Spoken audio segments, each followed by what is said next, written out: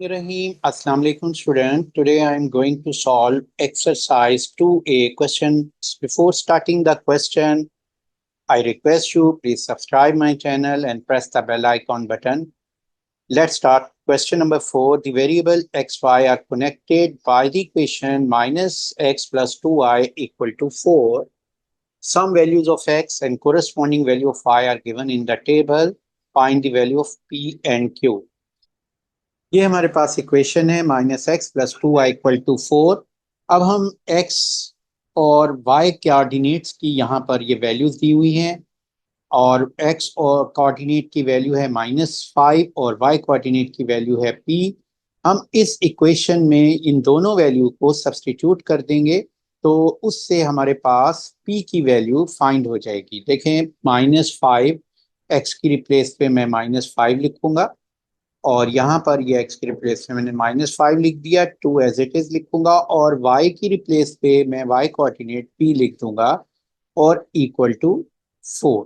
ये वैल्यू हो गई है मेरे पास 5 + 2p = 4 और हम यहाँ पर p को सब्जेक्ट बना लेंगे तो 5 को हम शिफ्ट करेंगे, राइट से लेफ्ट से राइट पे ले जाएंगे तो ये 2p इक्वल हो जाएगा 4 - 5 और ये मेरे पास 2p की वैल्यू आ गई है -1 और यहाँ पर p की वैल्यू क्या बन जाएगी -1/2 और ये आंसर आ जाएगा -0.5।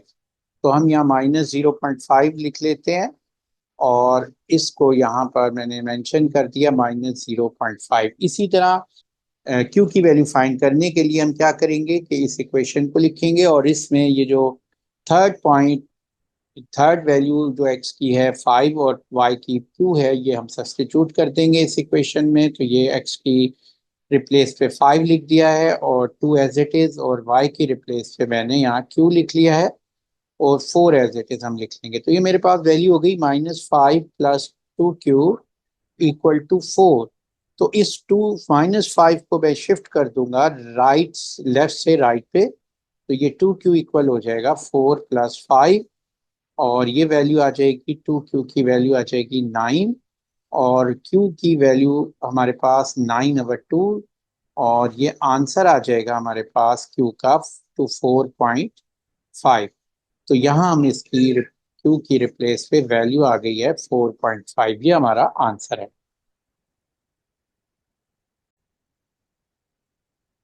Part second, on a sheet of graph paper using scale 1 centimeter represent 1 unit on x-axis, 2 centimeter to represent 1 unit on y-axis, graph of -x + 2y = 4 for values -5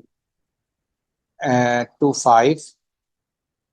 देखें यहाँ पर ये हमारे पास फंक्शन दिया हुआ था -x + 2y = 4 और इन x की वैल्यूज के अगेंस्ट ये y की वैल्यूज आ गई थी तो यही वैल्यूज मैंने यहाँ पर लिख दी हैं और ये ग्राफ हमने ड्रॉ करना है। अब हमारे पास 3 पॉइंट्स हैं और उन 3 पॉइंट्स को हम ग्राफ पे ड्रॉ करेंगे और हमारे पास जो स्केल है वो दिया हुआ है 1 एक्स एक्सिस पे 1 सेंटीमीटर 1 यूनिट और 2 वाई एक्सिस पे 2 सेंटीमीटर 2 यूनिट। तो ये मैंने स्केल लिख लिया है, X axis 1 centimetre 1 unit, Y axis 2 centimetre 1 unit. अब देखिए यहाँ पर मैंने ग्राफ बना लिया, एक हॉरिजॉन्टल लाइन जिसको हम एक्स एक्सिस कहते हैं ड्रॉ कर दी, ये वर्टिकल लाइन जिसको मैं हम वाई एक्सिस कहेंगे ये मैंने ड्रॉ कर दी है। और ग्राफ में क्योंकि वैल्यूज डाउनवर्ड वैल्यू की रेंज कम है, अपवर्ड वैल्यू की रेंज ज़्यादा है, इसलिए ग्राफ का जो हॉरिजॉन्टल लाइन है वो थोड़े बिलो मैंने ड्रॉ की है और अब ताकि अपवर्ड वैल्यू ज़्यादा से ज़्यादा आ जाए। अब मैंने यहाँ पर नोट करें कि ये लिख लिया है 1 स्क्वायर जो होता है वो 1 सेंटीमीटर होता है तो इसलिए 1 सेंटीमीटर 1 यूनिट के इक्वल रख लिया है और वाई एक्सिस पे उसने कहा 2 सेंटीमीटर 1 यूनिट। तो इसका मतलब ये हुआ कि जो 1 स्क्वायर है 1 सेंटीमीटर के इक्वल है तो 2 स्क्वायर 2 सेंटीमीटर के इक्वल होंगे और वो 1 यूनिट के इक्वल लिख लिया, ये 1 लिख ली वैल्यू और फिर 2 3 और 4 5 इसी तरह डाउनवर्ड ले ली वैल्यूज। और अब हमने इन पॉइंट्स को मार्क करना है। देखें पहला पॉइंट है -5 0 -0.5 तो यहाँ पर मैं इसको मार्क कर लेता हूँ। ये देखिए एक्स कोऑर्डिनेट क्या है -5, ये पॉइंट हो गया और y कोऑर्डिनेट क्या है -0.5, तो ये -0.5 है। अब इन दोनों पॉइंट से हम एक वर्टिकल लाइन इधर से लाएंगे और एक हॉरिजॉन्टल लाइन लाएंगे। जिस पॉइंट पे ये मीट करेगी उस पॉइंट पर मार्क कर देंगे। तो ये मेरे पास नोट करें कि ये पॉइंट आ गया है -5 -0.5। तो ये मैंने यहाँ पर पॉइंट लिख दिया है। नेक्स्ट पॉइंट मेरे पास क्या बनेगा, वो है 0 2। तो 0 2 देखें, एक्स कोऑर्डिनेट 0 जब होता है तो एक्स एक्सिस के लॉन्ग नो मूवमेंट, और वाई कोऑर्डिनेट 2 है तो वर्टिकली 2 यूनिट अपवर्ड मूव करेंगे। तो यहाँ से ये 0 2 ये पोजीशन आ जाएगी। और नेक्स्ट पॉइंट है 5 4.5। पहले हम वाई एक्स कोऑर्डिनेट 5 पे पोजीशन ये मार्क कर दी और यहाँ पर 4.5 ये पोजीशन मार्क कर दी। दोनों जिस पॉइंट पे मीट कर रही हैं, यहाँ से एक हॉरिजॉन्टल लाइन ड्रॉ की और इधर से हमने एक वर्टिकल लाइन ड्रॉ करते हैं। तो दोनों जिस पॉइंट पे मीट करते हैं वो पोजीशन हम मार्क कर देंगे। तो ये मेरे पास पोजीशन आ गई है और इस पॉइंट को मैं नाम दे दूंगा 5 4.5। अब इन तीनों पॉइंट्स को हम ज्वाइन कर लेंगे। तो ये एक स्ट्रेट लाइन से ये तीनों पॉइंट्स क्या हो जाएंगे, ज्वाइन हो जाएंगे। और ये स्ट्रेट लाइन हमें शो कर रही है कि इसका जो ग्राफ है वो -x + 2y = 4। अब पार्ट थर्ड है, the point r 0.5 lies on the graph, find the value of r। देखिए ये जो पॉइंट है हमारे पास दिया हुआ है 0.5। तो 0.5 यहाँ पर एक्स कोऑर्डिनेट की वैल्यू नहीं दी हुई हमारे पास और वाई कोऑर्डिनेट की वैल्यू दे दी है 0.5। तो हम यहाँ से जो 0.5 देखेंगे कि वाई कोऑर्डिनेट किधर है। तो वाई कोऑर्डिनेट 0.5 ये पोजीशन पर आता है। और इस पॉइंट से आपने एक हॉरिजेंटल लाइन ड्रॉ करनी है ग्राफ की तरफ। क्या करनी है, हॉरिजेंटल लाइन ग्राफ की तरफ ड्रॉ करनी है। और ग्राफ पे ये जिस पॉइंट पे मीट करेगी उस पोजीशन को हम नोट डाउन करेंगे। ये देखें यहाँ पर इसने इसको ये हमारे पास वैल्यू थी वाई कोऑर्डिनेट की 0.5 और इसने ग्राफ को जिस पॉइंट पे इंटरसेक्ट किया है ये पॉइंट मैंने मार्क कर लिया और यहाँ से मैंने एक वर्टिकल लाइन ड्रॉ की एक्स एक्सिस की तरफ। तो ये जो वर्टिकल लाइन एक्स एक्सिस को जिस पॉइंट पे कट करती है एक्स एक्सिस के, वो एक्स कोऑर्डिनेट होगा इस पॉइंट का। तो ये एक्स कोऑर्डिनेट क्या आ जाएगा, -3 0.5। और यही आर की वैल्यू है। तो यहाँ हम लिख देंगे r = 0.-3। तो ये हमारा आंसर आ जाएगा। Part 4 on the same as x-axis. Part second, draw the graph of x = 3। देखें ये हमने इसका क्वेश्चन नंबर 1 में और 2 में देखा था कि वो ग्राफ जो x = a होता है तो ऐसा ग्राफ एक वर्टिकल लाइन होती है और वो वर्टिकल लाइन कहाँ से पास होगी, जो वैल्यू x की दी हुई है वो है 3। तो x एक्सिस को 3 पर कट करती हुई वो वर्टिकल लाइन पास करेगी। तो यहाँ पर हम ये एक वर्टिकल लाइन ड्रॉ कर लेते हैं x = 3। This is the vertical line x = 3। ये कहते हैं नेक्स्ट पार्ट बी में, state y coordinate of the point of this graph that has x coordinate 3। देखें ये x कोऑर्डिनेट 3 जो है यहाँ पर ये x कोऑर्डिनेट 3 है और ये वर्टिकल लाइन जिस पॉइंट पे इंटरसेक्ट कर रही है ग्राफ को वहां पर x कोऑर्डिनेट की क्या वैल्यू होगी, 3 होगी। और इसके सामने जो y कोऑर्डिनेट की वैल्यू है वो हम नोट डाउन कर लेंगे। तो ये y कोऑर्डिनेट की वैल्यू जो है 3.5। तो ये मैंने y कोऑर्डिनेट की वैल्यू लिख दूंगा 3.5। तो ये हमारा आंसर आ गया। Question 5, the following shows the graph of function. Part first, determine the equation of the function. देखें यहाँ पर ये ग्राफ दिया हुआ है और इस ग्राफ ऑफ फंक्शन की इक्वेशन फाइंड करनी है। ये फंक्शन है, ये एक स्ट्रेट लाइन है, ये जो ग्राफ है एक स्ट्रेट लाइन है। तो स्ट्रेट लाइन की जो इक्वेशन होगी वही इस फंक्शन की इक्वेशन होगी। तो स्ट्रेट लाइन की इक्वेशन आपको मालूम है वो क्या होती है, y equal to M X plus सी।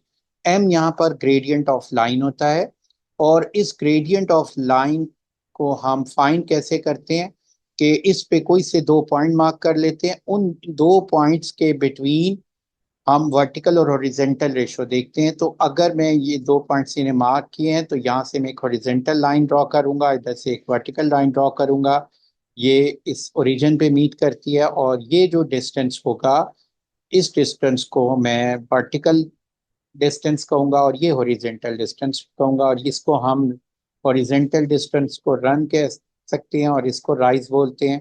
तो राइज अवर रन हमने रेशो लेनी है, तो राइज कितना आ रहा है, 4 यूनिट आ रहा है, और रन कितना आ रहा है हमारे पास, वो 2 यूनिट आ रहा है, तो 2 लिख देंगे। और यहाँ पर इसका फार्मूला में लिख दिया राइज अवर रन।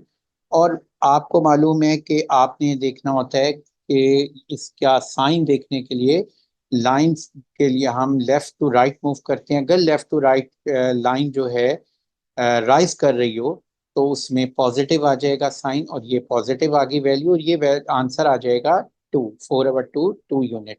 तो ये ग्रेडियंट आ गया है, तो यहाँ हम लिख देंगे y equal to 2x plus C. C Y intercept को कहते हैं। देखिए वाई इंटरसेप्ट क्या है, वो पॉइंट जहाँ से ये लाइन वाई एक्सिस को कट कर रही है, तो वो वैल्यू क्या है, -4 है, तो यहाँ हम लिख देंगे -4। तो यहाँ हमारे पास इक्वेशन ऑफ लाइन आ गई 2x - 4, और ये हमारा आंसर है। Part second, the point P and Q lies on the graph have the coordinates 1p and q3. Find the values of P and Q. देखिए ये ग्राफ की इक्वेशन आ गई थी y इक्वल टू 2x - 4। हमने find करनी है value p और q की। तो पहले यहाँ पर जो पॉइंट दिया हुआ है इसमें x कोऑर्डिनेट 1 है और y कोऑर्डिनेट p है, तो हम x की रिप्लेस पे 1 लिख देंगे और y की रिप्लेस पे p लिख देते हैं। तो यहाँ पर मैं यहाँ पे y की रिप्लेस पे p लिख दिया, और 2 × x की रिप्लेस पे मैं ये 1 लिख दूंगा, तो -4। तो मेरे पास ये वैल्यू क्या बन गई है, 2 - 4 - 2, तो p की वैल्यू आ गई है -2। इसी तरह हम यहाँ पर दूसरा कोऑर्डिनेट ले लेंगे इसी इक्वेशन के लिए। तो इक्वेशन हमारे पास क्या दी हुई है, वो है y इक्वल टू 2x - 4, और कोऑर्डिनेट हमारे पास है q3, और यहाँ पर x की वैल्यू क्या है q, और y की वैल्यू कोऑर्डिनेट की वैल्यू है 3। तो x की रिप्लेस पे मैं q लिखूंगा और y की रिप्लेस पे 3, तो ये y की रिप्लेस पे 3 लिख दिया हमने, और x की रिप्लेस पे 2 लिख लिया हमने, -4 एज इट इज। तो ये मेरे पास वैल्यू हो गई है 3 इक्वल टू 2q - 4। अब -4 को मैं शिफ्ट किया मैंने लेफ्ट से राइट से लेफ्ट साइड पे, तो ये हो गया 3 + 4, 2q इक्वल टू 3 + 4, तो 2q की वैल्यू आ गई है 7। अब हमने q की वैल्यू लेनी है, तो 2 से दोनों साइड पे डिवाइड किया तो 7/2, तो ये वैल्यू आ जाएगी 3.5। तो ये हमारे पास q की वैल्यू आ गई है, और ये मेरे पास p की वैल्यू आ गई है, तो ये हमारा आंसर है। Third point R has coordinate 4r. Give two example of values of R such that R does not lie on the graph. देखिए आपने एक लाइन ड्रॉ करनी है। सबसे पहले x equal to 4, x equal to 4 vertical line होती है, और वर्टिकल लाइन ये वर्टिकल लाइन है। तो यहाँ से मैं एक वर्टिकल लाइन ड्रॉ करता हूँ, और ये वर्टिकल लाइन ग्राफ को जिस पॉइंट पे कट कर रही है वो है 4 4। अब देखें इस वर्टिकल लाइन पर जो भी पॉइंट्स हैं जो इस ग्राफ के अदर देन है, सपोज ये पॉइंट हम ले लेते हैं या ये पॉइंट ले लेते हैं, तो ये तमाम पॉइंट्स 4 2 4 1, या और कोई हम पॉइंट ले लें 4 - 1, ये तमाम पॉइंट्स कोऑर्डिनेट आर कहलाएंगे, और ये ग्राफ पर लाई नहीं करते। तो हम आर के पॉसिबल पॉइंट्स क्या लिख सकते हैं, 4 2 4 1 4 - 1। तो ये हमारे पास आर के पॉसिबल कोऑर्डिनेट्स आ सकते हैं, और इसी तरह इनमें से कोई से दो पॉइंट आप सिलेक्ट कर लेंगे और वो हमारा आंसर है। मैं 4 2 ले लेता हूँ और 4 -1 ले लेता हूँ, जिसमें आर की वैल्यू एक में 2 है और एक में आर की वैल्यू -1 पॉसिबल वैल्यू बनती है।